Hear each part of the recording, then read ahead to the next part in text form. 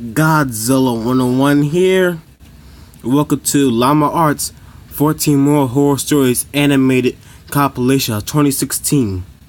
Now, I just wanted to premiere this video like at around 9 o'clock on the dot. No, like around 9 o'clock or 9:30. I just want to premiere this video again. But from now on, when I do the Godzilla series, I'm gonna start recording the Godzilla series on Saturday, so it could premiere on Monday, and then record another one on Sunday, so it could premiere on Tuesday. So I just want to premiere this one last time. So without further ado, Lego play. Bigger tip. Navigating the dirt roads at night was always annoying, though. I pulled up to the given address. It was some old... Oh yeah, headphones are recommended for this. sketchy-looking building, literally in the middle of a forest clearing. There were no cars parked anywhere, or any lights on. I put my car in park and called my boss. I asked him to reread the address at least 3 times to make sure I typed it in right, but that checked out. I could tell he was in a really bitchy mood, and he told me to at least knock on the door and check it out. He would normally get mad if we took back 1 pie, but I was afraid of what he would do if I brought back 4. I was insanely unnerved, but got out anyway and forced myself to the front door of the building. There was no doorbell, so I just knocked really hard. I heard nothing and didn't really expect to hear anything. I was extremely disappointed, not because nobody answered the door, but because I was realizing that it was all a waste of time and gas. I knocked 1 more time out of desperation. And Just to let you know, I'm recording this at 108, alright? I began to hear some kind of rustling noises from inside of the building.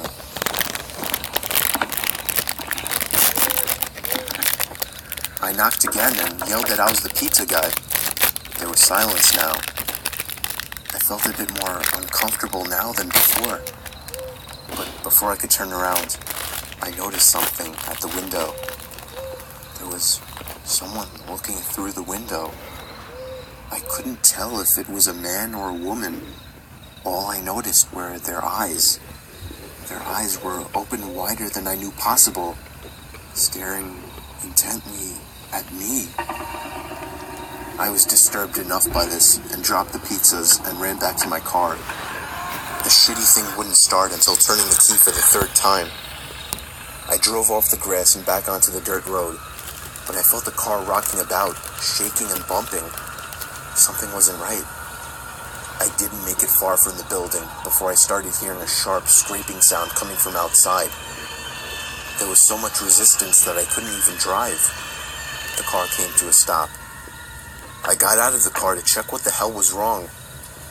A chill ran up my spine as I began to feel like my heart was constantly skipping beats. My tires had been slashed and had completely fallen off the rim. Not just the front though. All 4 tires were slashed. I realized somebody did this when I was knocking on the door to that building. Instead of running, I got back in the car and locked the doors. I was so close to that building, I could practically see it from where I was, if it weren't for the trees blocking the view. I dialed 911 and explained everything to the operator. She told me the cops would be over as soon as possible and that I need to stay hidden. I asked her if it was advisable to stay in the car or run, and she told me it would be best to stay in the car with the door locked. She asked me to stay on the line with her until the cops arrived. My whole body was shaking. In all directions, there was nothing but dark, seemingly endless forest. I knew it would take forever for the cops to get there. I was not comfortable with sitting in that car so close to whoever did this. The next part, though, is what utterly destroyed me. It still shakes me to this day, and I hope nobody ever has to experience this kind of fear. As I was scanning all the windows, making sure nobody was outside, I looked in the rearview mirror, and there was the same person I saw at that window. Eyes open wider than ever. I could see now that it was a woman, and I could ever so slightly see a smile begin to spread across her face. I opened my door and full-on sprinted into the woods, not caring how much noise I made. I ran until I was out of breath, which didn't take long, and I hid behind a giant log on the ground. I tried to cover my loud breathing with my hand, as I waited and waited for what felt like hours, until I finally heard sirens in the distance. I gathered up all the stamina I had left to run all the way back in the direction of the dirt road. Eventually, the glowing red and blue lights came into view, and I had never felt better in my life. They were parked in front of my car, investigating with flashlights. I came out yelling at them like a lunatic to help me. I fell to the floor and started to gag, almost throwing up from running so much. They picked me up and began to question me, to which I explained everything to the best of my ability. One of the two cars drove over to the building, and the two officers began to search the building.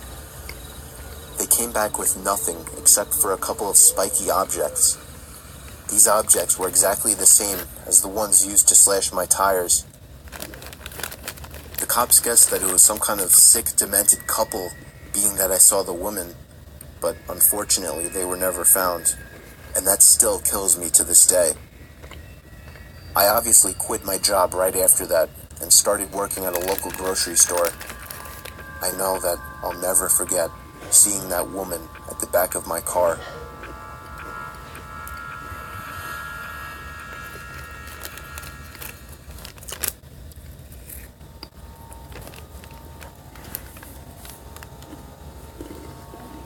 I recently moved out, and I already have a horror story to tell. The house I moved into isn't anything impressive. It's just a house that's appropriate for one or two people. But I'd say right away, I started hearing weird sounds coming from inside the walls. I first heard it in the kitchen, and then in the bathroom, but on night 3, I started hearing it in my bedroom. I was sure there was some kind of animal living in my walls. I just had to figure out how to get rid of it. The next morning, I didn't even have enough milk to fill the bowl of cereal. I couldn't believe I hadn't realized I needed more milk. In fact, I seemed to be eating up all of my food pretty fast. I woke up in the middle of that night to the sound of breathing. Not my breathing. It sounded just like the breathing of a person. I flipped the lamp on and it stopped. I chalked it up as my mind playing tricks on me after waking up. The next day was really hot, so I turned on the AC for the first time. I checked every single vent, and some of them weren't blowing any air. One of them being the vent right next to my bed. I peered through the vent with a flashlight. There wasn't even a duct behind the vent. It was just the inside of the wall. It seemed that whatever air duct was in there had been removed. Unfortunately, I didn't look into the air conditioning system while buying the house, so I didn't know about this. That night, I had to sleep in the heat with no AC, so I was up pretty late, constantly rolling around and flipping the pillow over. Then I eventually started to hear the breathing again, but this time I was fully awake. I knew it was real this time.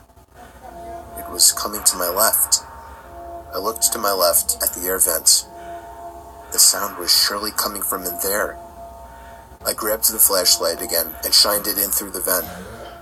I dropped it and screamed. There was someone's face peering through the cracks of the vents. The first thing I saw were their eyes, open wide and glowing. I screamed all the way down and out the house.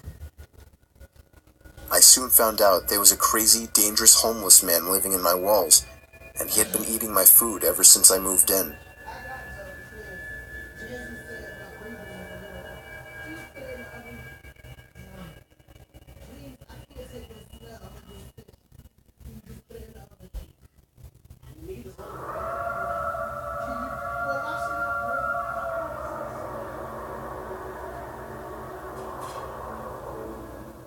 I was doing some night hog hunting in the woods near my backyard. I was hiding in the tower I had built about a decade ago. In case anyone's wondering, I of course had a night vision scope attachment. I guess I'm what you would consider a hardcore hunter. I don't want to bore you with the unnecessary story-prolonging details, so I'll make this short. And I want everyone to know that though I agree this story sounds far-fetched and crazy, it is nothing but the truth. And I in a way actually consider myself lucky that I'll always have such a horrifying story to share. So, while I was sitting in the tower waiting for movement, it finally came. I took aim and found the source. But it wasn't at all a hog, or any kind of animal I was expecting. It was a person, a man wearing all black. Black sweatpants, black shoes, and a black hoodie with the hood over his head. But that wasn't the freakiest part. He was dragging a sack behind him. My heart started racing. I was pretty sure I was witnessing this guy trying to bury a body. I continued to watch him, but then he slowed down, and I swear to God, it looked as if he turned his head up to me. I ducked down under the wooden walls of the tower, shaking in my boots. Yes, I had a gun, but just the idea of using it against a person is horrifying. I lay low, praying to God that he hadn't seen me. It wouldn't make sense if he could, though. It's practically pitch black out here, or at least that was my logic. Seconds felt like an eternity as I waited for the footsteps in the leaves to move elsewhere, but I didn't hear any footsteps. All I heard was the sound of a foot hitting one of the wooden planks on the ladder of the tower. I felt the entire tower vibrate and shake as there were 2 more steps moving up the ladder. At this point, I was asking myself deep down, am I going to be able to shoot someone? But for some reason, whoever was down there decided not to climb all the way up, as I heard them jump back down to the forest ground and began dragging the sack away. I think I stayed frozen like a statue for at least 10 minutes before even peeking over the ledge again. The coast seemed clear. I had to get home and warn the police immediately. I hopped over the ledge and descended down the ladder. I turned on my pocket flashlight, which in hindsight was a stupid move considering the situation, and ran back in the direction of my house. I was only able to run for about 10 seconds or so when I heard the rapid, manic footsteps crunching the leaves from behind me. I took a look over my shoulder, and there he was, inches away from my face. I spun around and shot him in the shoulder. He stopped and screamed in agony, and I took that moment to finish my dash to my house. Again, in hindsight, I should have held him hostage somehow, but that doesn't even matter now. I called the police, who showed up within 15 minutes with a whole search squad, and I led them all into the woods to the exact location where I shot him. There was a faint yet noticeable blood trail spilled onto the leaves, which led past the body bag, which the cops seized, and eventually right to the maniac, who was hiding under a log next to a tree. He was arrested and tried for the murder of Jin Quen Sakanaki, a Japanese corner store owner. I don't know the full story behind it, but I do know I won't forget this one for the rest of my life, and I'll also be telling it for the rest of my life.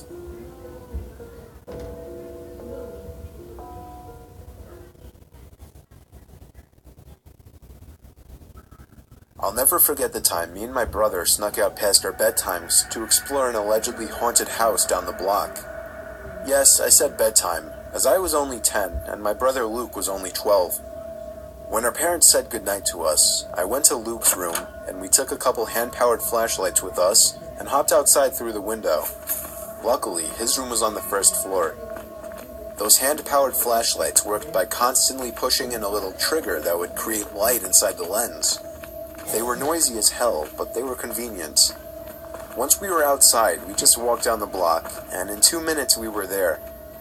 It was rumored by all the neighborhood kids and teens that the place was haunted. Everything about it was creepy. The older, more antique design of the house, the isolation from the rest of the houses, and the broken windows and rotting wood. It seemed perfect for a horror movie. We went around to the backyard.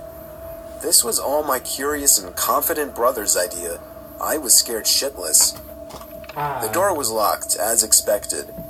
I felt a bit of relief, thinking we might just go home. But my brother made a shocking move next. He grabbed a plank of wood laying in the grass and began smashing the already chipped window. Eventually there was enough of an opening to unlock it and slide it up completely. We hopped inside and began cranking those noisy-ass flashlights. Immediately after entering the house, we both picked up on the fact that it was like 90 degrees in there, which was odd as it was a September night in the mid-70s. There was no graffiti or anything anywhere. In fact, it was relatively empty besides a few pieces of furniture that were clearly not worth taking along. It seemed we were the first to enter the house, shockingly, or at least from the back. We went upstairs to the main floor from the little den area and continued cranking the flashlights. That's when we heard the slightest crack in the floorboards from right above us. We both jumped. I tugged for Luke to leave, but he told me the place is old as hell. It's just house noises. I stopped cranking the flashlight at this point, and I urged Luke to do the same, but he only called me stupid for suggesting something so ridiculous. Then there was another crack in the floorboards from above us. He began walking upstairs. I didn't want to go up there, but I was not about to stay down there alone. I followed behind him to the upstairs. There was a door that led to a room right above where we were standing. I begged him not to open it, but he must have just wanted to be the big, tough older brother. He began to reach for the doorknob while still cranking the noisy flashlight, but then he stopped. I was confused. I could see in the dark he was moving his ear up against the door, listening for something. Silence. Then, the most deafening, nightmare-inducing moment of my life. A single bang on the door from the other side sent my brother staggering into the I'm sorry, guys. You know how moms are. wall in pain, covering his ear. We dropped the flashlights and Especially if you play Fortnite. back home. No. We were so loud when we got back that our parents found us out. We told them what happened, but they naturally didn't care and grounded us both for a week. 2 nights later, I woke to the sound of something from outside my window and a glare of brightness sneaking in through my slightly opened blind. I sat up, and my heart sank when I realized it was the sound of the crank to my flashlight. I stood up and looked out the window, and that's when it stopped. There was nothing but complete blackness out there after that. I woke the next day barely remembering what happened, and I still hope today that that part was just a dream.